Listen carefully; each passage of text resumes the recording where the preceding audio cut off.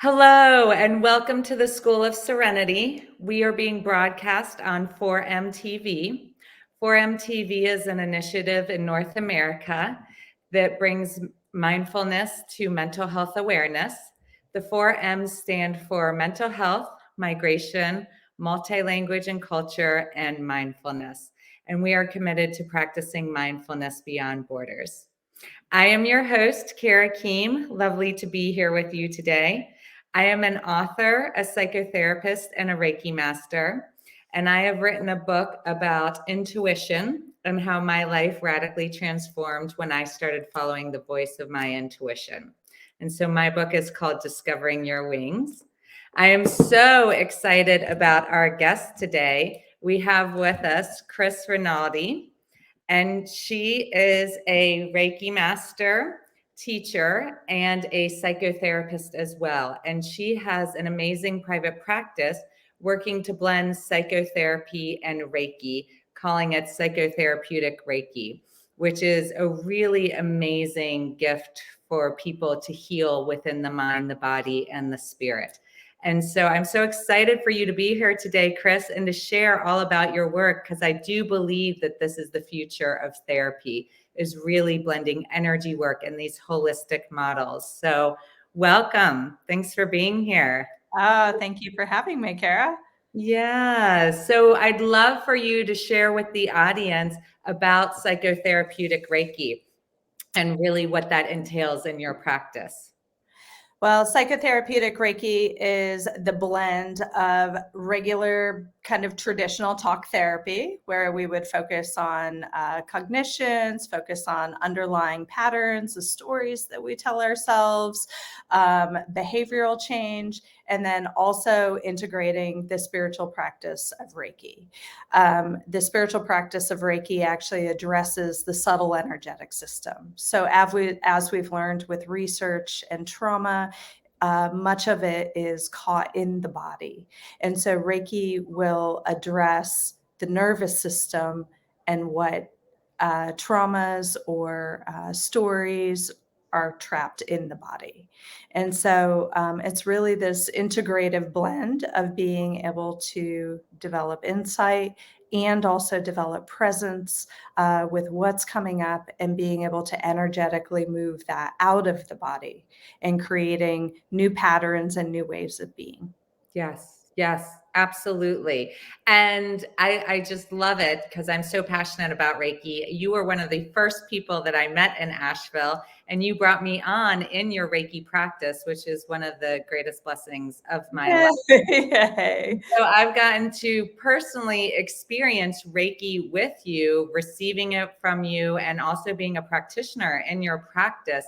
And that's been such a gift. Can you share with our audience what Reiki is? Because it really is this, you're kind of bringing this ancient tradition into like more modern science and blending the two. So I'd love for you to share about the specifics of Reiki for. Yeah, so Reiki is a Japanese-based healing practice. It's a spiritual practice, and it is done through laying on of hands.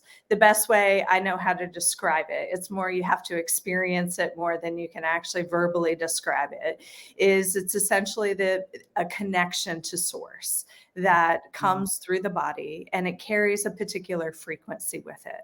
As we know, everything is made out of energy. Our physical bodies are made out of energy. Objects are made out of energy. Our thoughts, our emotions, and our spiritual self is all created of energy. Reiki is a particular frequency of universal life energy. And because it's a particular frequency, it actually it has some particular qualities in the way that it behaves. So, for example, a radio wave behaves very differently than a light wave. They do two different things. And within the band of universal life energy, Reiki is a frequency. It is a band of universal life energy. So when it comes in contact with the human body and the subtle energetic system in the human body, it engages the parasympathetic nervous system. It allows us to drop down into oftentimes a deeply meditative or mindfulness state. And it also allows whatever it is that is coming up to be held in presence and support.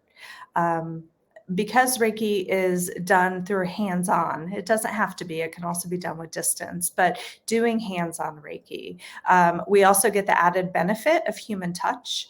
And we live in an incredibly touch-starved society right now, Yes. Yeah. especially during the pandemic. Yes, absolutely.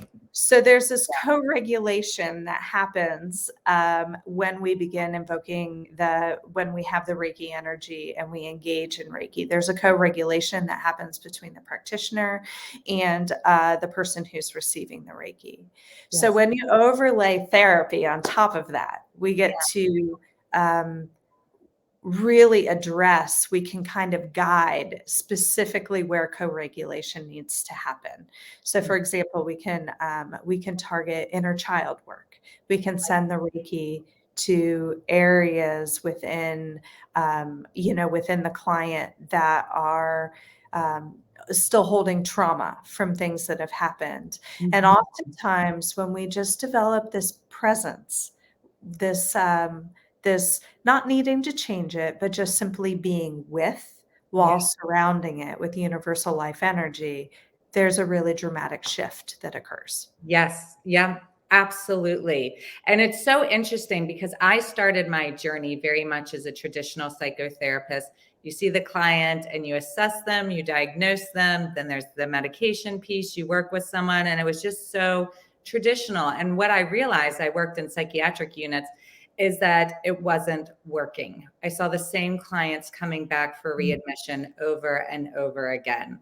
And then I finally took a cross-country journey, found Reiki, and it just dawned on me, oh my gosh, this is life-changing. We can combine energy work with therapy and treat the whole person, not just the mind. And your journey was a little bit of the inverse. You started as the Reiki Master and you went, oh, wow, wouldn't this be powerful with therapy? Wouldn't it work so well with therapy? So tell us a little bit about your journey, because I find it interesting. We both got to the same place, but we started on the other end.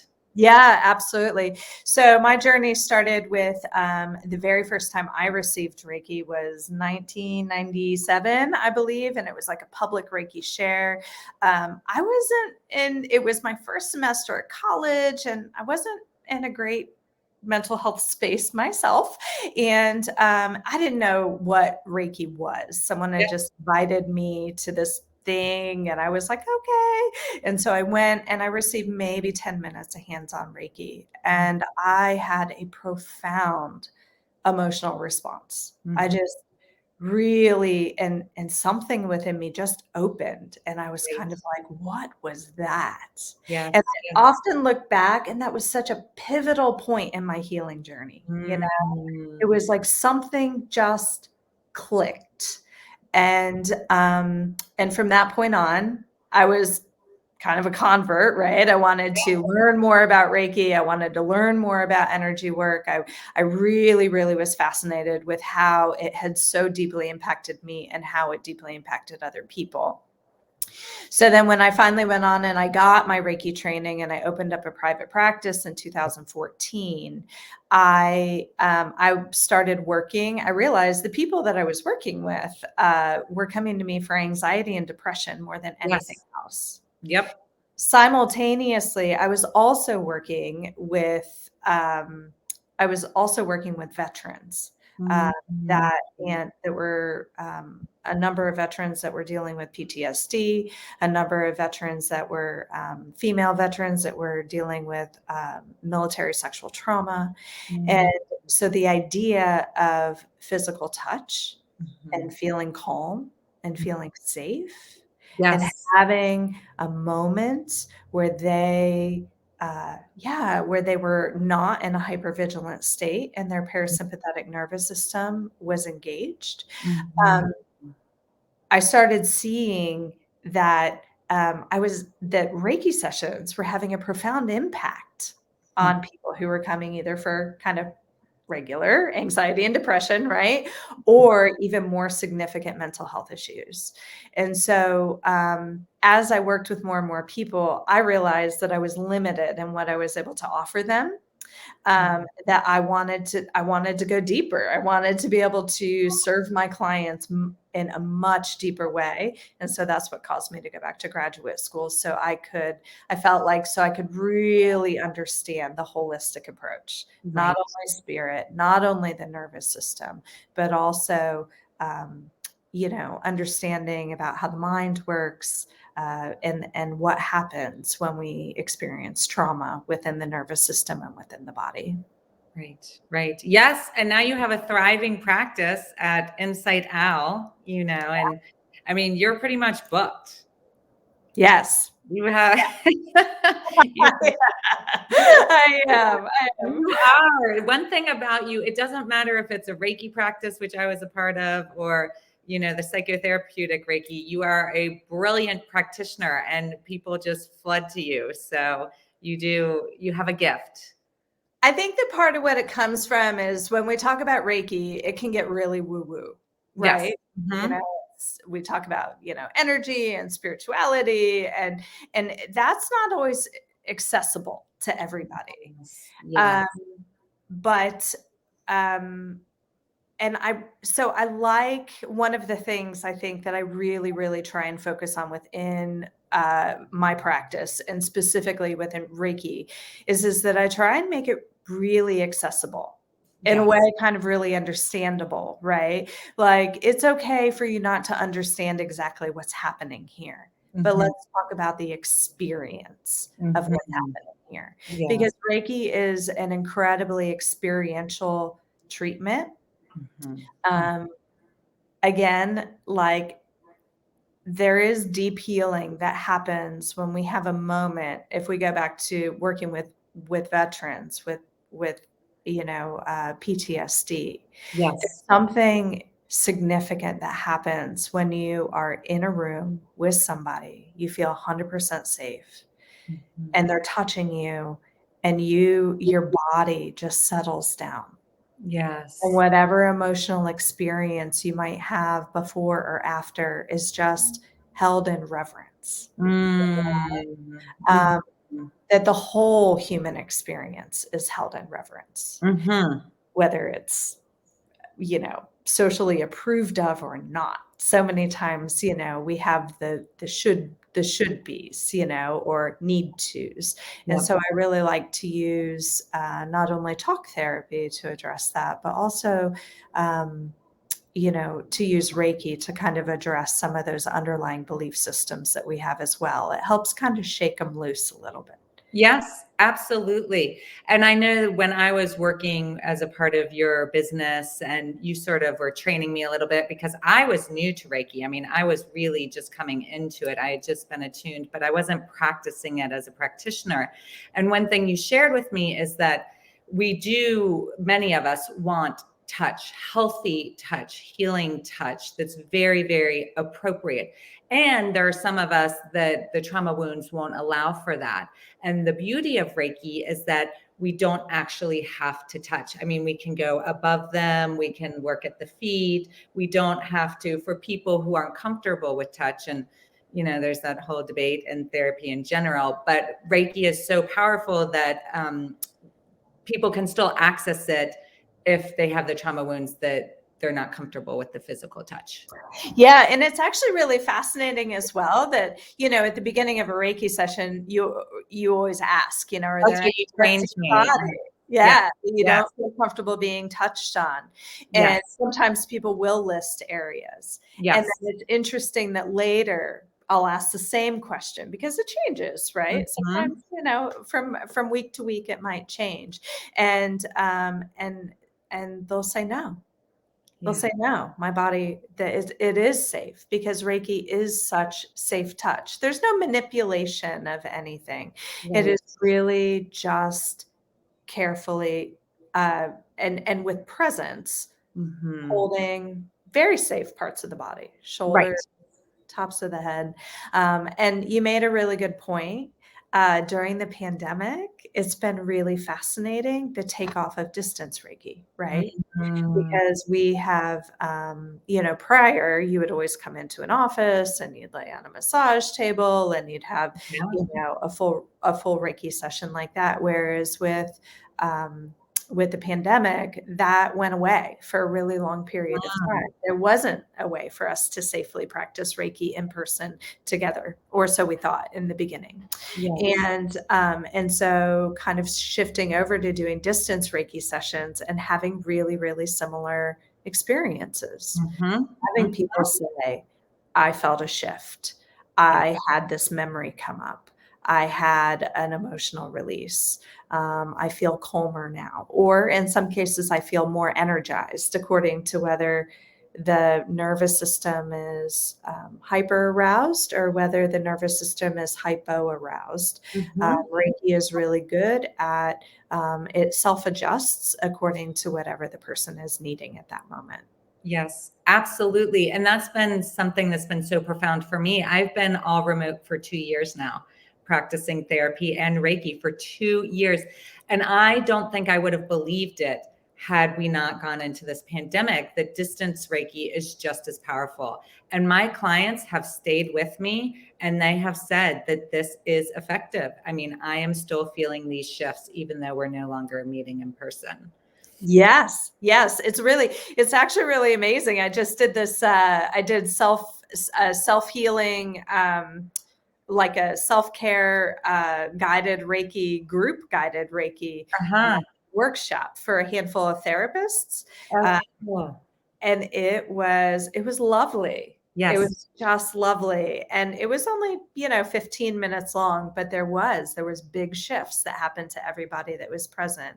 And so that's one of the reasons why I love to pair Reiki specifically with the mindfulness and with therapy, right? Mhm, This mhm. is because when we either receive therapy or it's almost like mindfulness on steroids is the best way I know how to Yeah, describe yeah, it, right?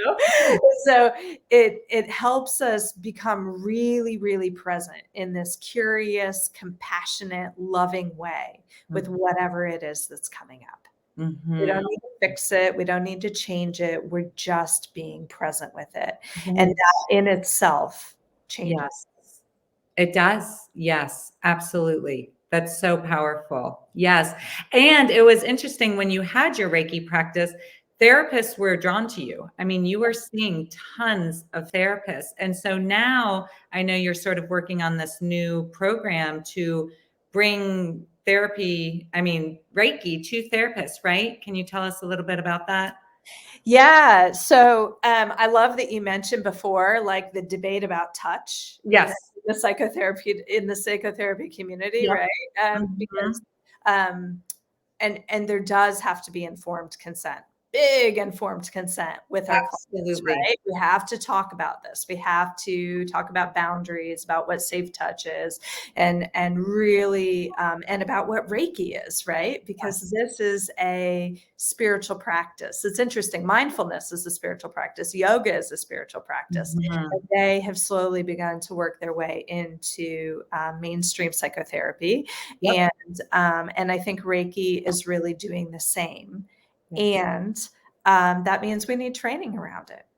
And so, Absolutely. because my background is really working around mental health issues with Reiki first, and then I went on and got my degree to get kind of that extra layer of understanding, my master's to understand a bit more and to become licensed as a psychotherapist.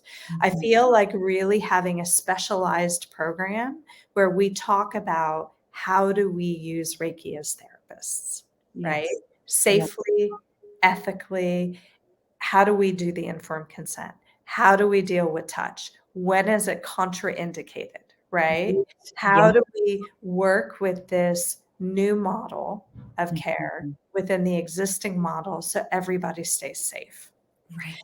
And so that's really what that class is about. Reiki 1 focuses very much on self care. right?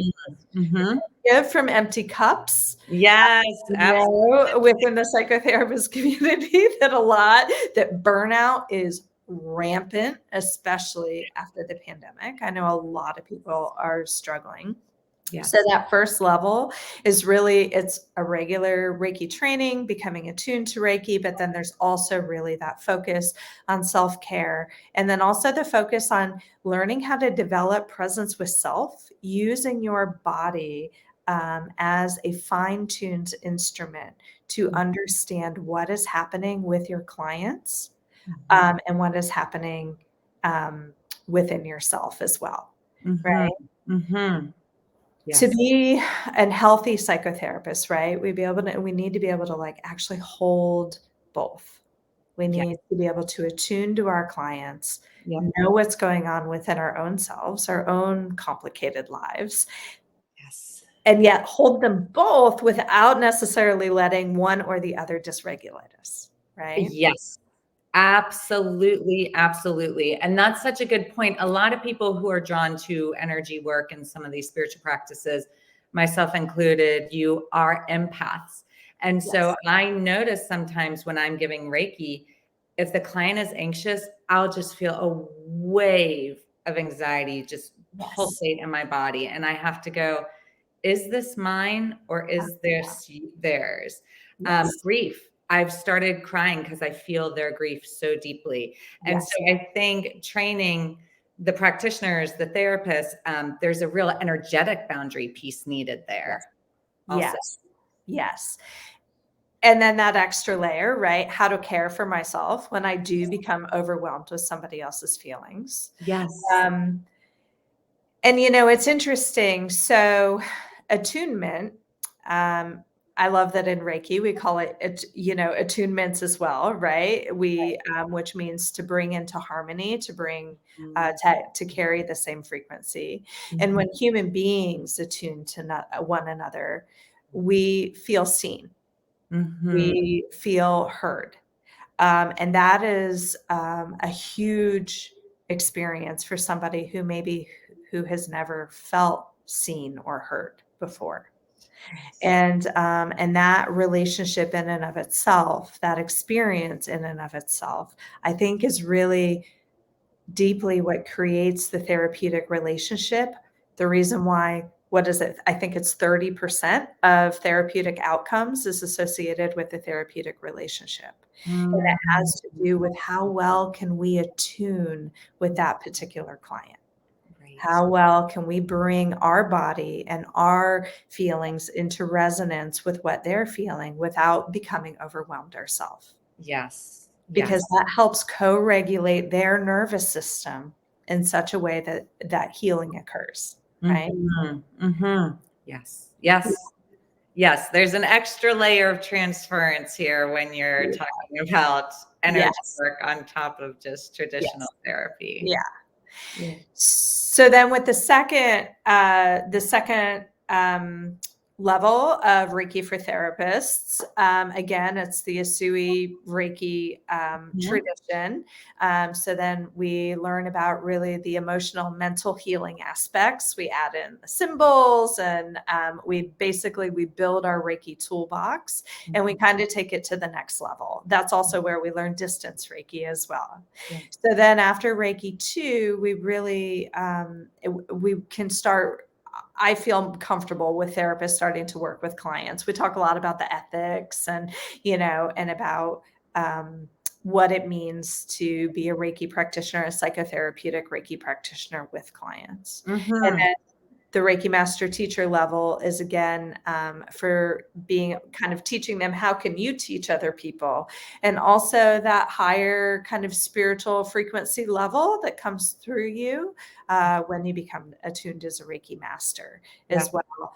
I have found kind of keeps your emotional cup kind of topped up a little bit. Yes. And we also really focus on that. Once we get to the Reiki Master teacher level, we really focus on like, okay, what are the techniques? Instead of just kind of like, what are the techniques of working with somebody's inner child? What are the techniques if somebody is having a very, very strong emotional response? What are, what do we do if we ourselves start to become dysregulated by, perhaps some intuitive impressions that we're receiving? And so, and also really understanding what's appropriate as the therapist and what's not appropriate as the therapist, right? Right. Making sure that you're really clear about what the limitations are of this practice, of this intervention. Yes. And allowing for our own humanness too, in the process, because we are human. And so, yes, sometimes our emotions do come through. And I love this work that you're doing, because I do believe it's the wave of the future. I think psychotherapy is going through a huge transformation right now. I believe we're going to start incorporating more plant medicine, energy work, working with acupuncturists, really treating the whole mind, body, and spirit connection. And so you're on the front lines really of this movement, training and teaching psychotherapists how to integrate energy work into their sessions. And I love it. I think this is where we're going in therapy. This is the wave of the future. Yeah, it's really exciting. It gives us an extra lens. One of my favorite things to kind of say is the subtle energetic system is our missing piece of anatomy, right? We've focused on the physical body. We've split off the mind. And so the link, everyone's always looking for the mysterious mind-body link, right? It is, right? It's in this invisible, subtle, energetic system that carries our emotions. It carries a holographic, imprint of everything that has happened to us throughout our lives. It carries our intergenerational trauma. And Reiki is working on that subtle level. It's working so it impacts both the physical body and the nervous system, and it impacts our sense of spiritual connection, and it impacts our emotions and our cognitions, because it's almost like you're in there, right? You're working at the level where these things live. Yes. Yeah, absolutely. Yes. And for people who might not be as familiar, can you explain distance Reiki for the people who aren't receiving it in person, how that works? I mean, there's a symbol for it, right? Yes, there is. Although Reiki is guided by intention. In physics, they've identified like the observer effect. They've done quite a few studies about the power of prayer and about how there's something, right? This invisible energetic something that happens. And so the way that I would do a distance Reiki session, right, is I set the intention. Like I sent distance Reiki to this, right? So yesterday I sat down, I set the intention, I had my little notes, and I used that as a representative of our conversation, of these moments in time. And I asked the Reiki to flow through and to guide our conversation so it may reach whoever it needed to reach. So, that it would heal anybody who heard it for their highest and greatest good, and guide both of our words, And so then there is a visceral experience of receiving Reiki and Reiki flowing as well. And so I held that intention, I'm going to say probably for a good 15, 20 minutes. And then I gave gratitude, and then the distance Reiki session was over. When you're working that's a situational way to give distance Reiki. When you're working with a person, I use a pillow, right? But I have a physical representation of what's going on with the person. And you can actually energetically feel have it, or you may get intuitive impressions. It's a little bit different for everybody, but you can feel what's going on with their energetic system right there off of the pillow. And then you ask the Reiki to flow, and the person on the other end, even if they're 1,000 miles away, has a really similar experience. And that's the wild part. I mean, it really It's so weird, isn't it? you know, I was a straight up non-believer. I have a whole chapter in my book when I first hear about Reiki for the first time, and I'm like, this sounds ridiculous. Like, this is just straight up voodoo work. I don't know what y'all are talking about over here. I mean, I was completely just like horrified by this idea and concept. And I thought these people were crazy. I really talk about that in my book.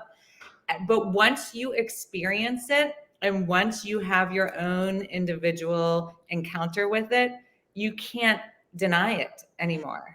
Yeah, and it's really interesting. I have like that line. It was from my very first Reiki teacher in one of my manuals. And it's basically like, you can't explain this. You just have to experience it. It's so true. It's so true. I mean, that was my experience. I was like, Reiki? Like, what's Reiki? And then they explained it and I laughed. I mean, I thought it was like some cute little joke. And so I went and experienced it for the first time. And it was so profound that is how I'm now a Reiki master. You know, I mean, once you have that moment of experience and you can't deny the power of what's happening, it's hard to explain it. You really do just have to experience it. And, and you'll notice, like, I'm having difficulty finding language for what happens, right? Right. One of the ways that they're trying to encourage people to talk about Reiki is like, well, what is the effect, right? Versus talking about what it is. Because how do we define the great mystery? We can't. Right? How do we define this experience of being in contact with source energy? Right. There's not language for that. There's not.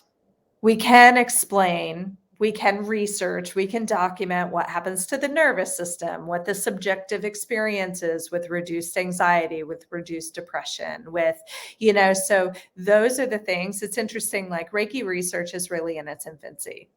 Right. They did do a big study at Harvard, which was super exciting. And they are showing it's mostly in hospital settings, though, right? So it's mostly in settings that have to do with the physical body because it's kind of easily measurable. Did this person heal faster? On this scale about anxiety, do they say that their subjective anxiety experience has gone down? Yep. The work that I do, and I love that. And I want to be a part of that specifically with like PTSD, right? But the work that I do on a daily basis with folks, it doesn't look like that. What it looks like is having somebody tune into what's going on with you right now, what needs to be cleared, what needs to be held in presence, what part of yourself might need to be discovered, what unhelpful pattern might need to be supported being shifted with your either behaviorally or what story are you telling yourself? What limited way are you being in the world? And using Reiki in that in a way to gently augment or enhance talk therapy. Yes. Does that make sense? Absolutely. Yes.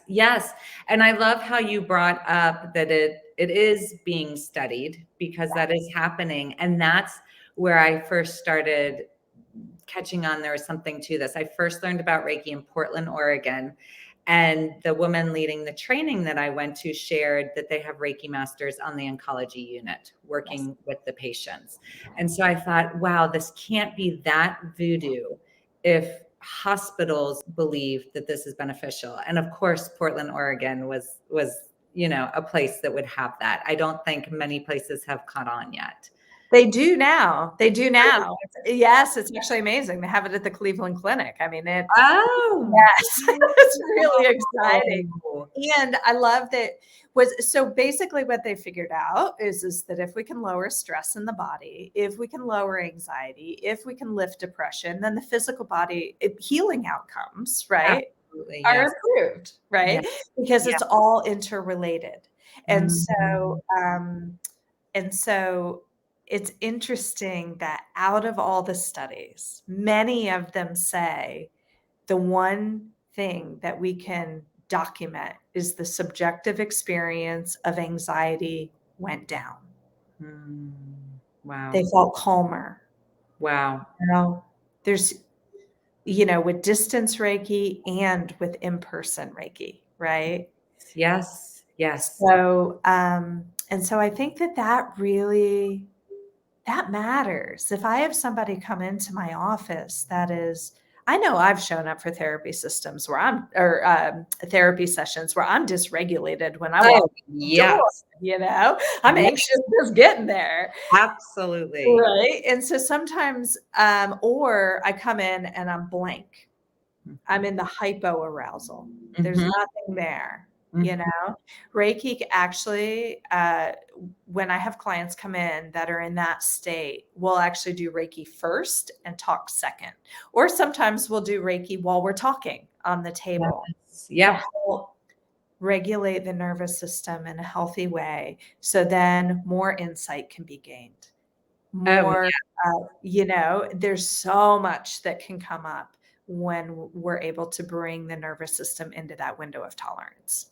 oh my goodness. Absolutely. Because we can't really do therapy when we're not No. regulated. I mean, we're not going to get anywhere. We're not in our frontal lobes where we can receive the information and process, right? We're in the midbrain. And so starting with regulating and getting us back in our window of tolerance is essential for a productive session. Yes, yes. And not only just using our prefrontal cortex, right, and gaining insight, but then beyond that, that's when we get to develop our intuition. Yes, yes, yes, That's when yes, we yes. really hear. And Yes. that in Reiki is like a main line of intuition. And Mm, so, not only as a practitioner for Reiki for therapists, as yeah. a practitioner, it's like a main line of intuition, not only about yourself, but about the other people as well. And then for clients, it helps them develop their own intuition. Yes. Not only just receiving Reiki, but a lot of clients will go on to become trained in Reiki as well. Mhm. Even just Reiki 1, like Right. I want to be able to use this as a tool for myself in between sessions. Yes, yes. And we all know I am so passionate about intuition. I mean, I wrote a book about intuition. I do believe if we can access that divine guidance within us, that is truly how we can step into our power and access, our divine life path. I'm just so passionate about it. And thank you for bringing that up because my intuition just went through the roof after my Reiki trainings. I mean, I was in tune to the world and myself in a way that I had never experienced before. Yes. Yes, I had a really similar experience as well. And when it first starts happening, it's a little scary. It is. Yes. It's a little like, what is happening to me? Am I making this up in my head? Am I Yes. crazy? Like all the things, right? Right. And Reiki has really helped me kind of integrate in like, oh no, this is just me becoming Mhm. really attuned to what's already there. Yes. Yes. Yes. It Yeah. feels like the veil lifts a little. Yes. It's already there. I just had more access to Yes. the inner guidance, to the voice of my intuition, to connection with source, Yes. through this process. The veil was lifted. And when working with clients, it helps them find their inner access. I'm Yes. not the expert. They're the expert. Their Yes. higher self knows. Yes. And Yes. so it helps. It's like it almost guides me to ask the right questions. I'll almost Mhm. like get this tap on my shoulder, like go in this direction. Yes. And then Yes. that's often when I'll ask the question that breaks it open. Absolutely. And it is that intuitive guidance that's coming through, not only from myself, but from the client as well, even if they might not be aware that they're sending those signals. Does Right. that make sense? Yeah. Absolutely. Yes. Yes. And I know we both love Louise Hay and use her book a lot in our practice. And she said, before she transitioned, that we're really leaving the Piscean age and going into the Aquarian age where we realize our own power. and we stop looking outside of ourselves for answers. And so you and I are just the guides for their power that's already within them. We just help guide them back to that. Absolutely. Absolutely. That is 100% what it is. Yeah. Yes. Ah, amazing. Amazing. I love all of this and everything that you're doing. And so I'm wondering, do you have any like tips or guidance or any words you want to share and leave the audience with? I know I didn't prepare you for that question. No, it's okay. I actually, what comes up for me is to give yourself, to gift yourself, I love that. 3 to 5 minutes of just being with yourself with a sense of curiosity and presence, without any agenda. And then place your hands on yourself in a loving and nurturing way, wherever that might be. If it's your hips or your lower belly or your heart, but just sending yourself a message. I'm here with you. I'm listening. And you don't, there's nothing wrong with you. You don't need to change. I accept you the way that you are. That really, to me, has been, and anybody can do that, Reiki or no Reiki, right? Exactly. Yes. We can invite that through. And that to me is what I would offer. Awesome. Awesome.